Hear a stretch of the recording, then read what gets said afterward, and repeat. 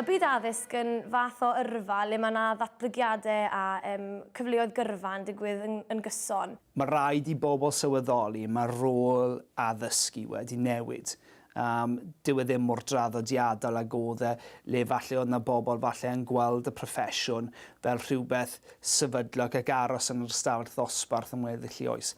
Rhywbeth pwysig i gofio fan hyn yw, mae angen i staff yma wybod y cyfleoedd sydd ar gael iddyn. A be ni'n trio wneud fan hyn fel ysgol yw cynnig y cyfleoedd yna.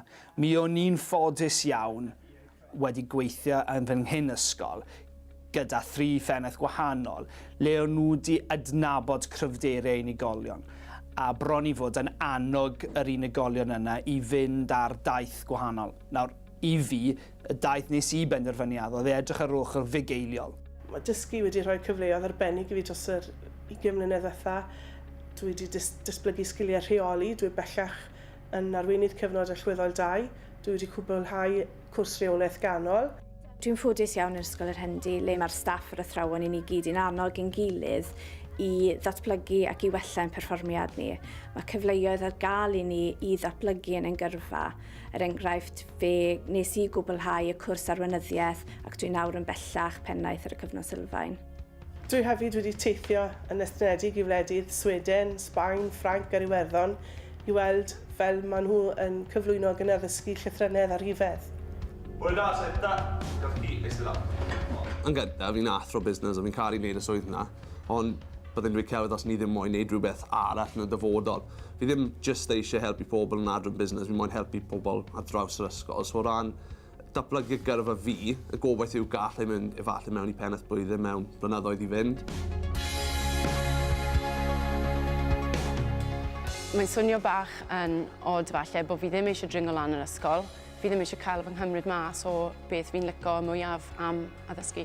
Yn bersonol, nes i ddechrau fel athrawes Gymraeg, datblygu wedyn i fod yn ail yn yr adran, ac wedyn erbyn hyn fi yw'r pennaeth adran.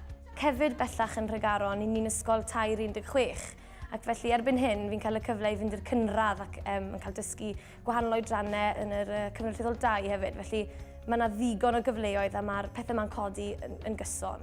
Daeth cyfle i fod yn bennaeth y chweched, yna'n bennaeth cynorthwyol ym Mam Ro Pedr, ac yna is i mlaen i fod yn bennaeth a sefydlu ysgol 316, ac yna dychwelyd fan hyn i Fro Pedr maes o law fel pennaeth. A mae hon yn swydd gyffrous dros ben achos mae'n ysgol 319, felly fi'n gweld y disgyblion reit trwyddo o ran yr ystod oedran eang mae'r ysgol yn ei gynnig, a mae hynny'n ddiddorol iawn. Mae'r cyfrifoldeb o ddod yn brifathro yn rhywbeth dwi ddim yn meddwl allech chi baratoi tuag ato. Mae e'n cyffroes.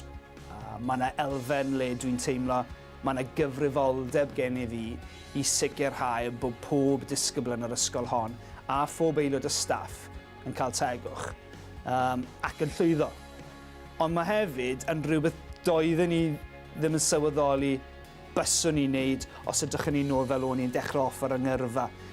Ond wrth gamu trwy'r cyfrifoldebau ar hyd y blynydde, i chi'n cael blas am bethau eraill, am brofiadau newydd, sydd wedyn yn cael ei asio gyda'i gilydd i chi sylweddoli, wel, un cam sydd nesaf, hwnna yw'r swydd uwch arweinydd yr ysgol gyfan.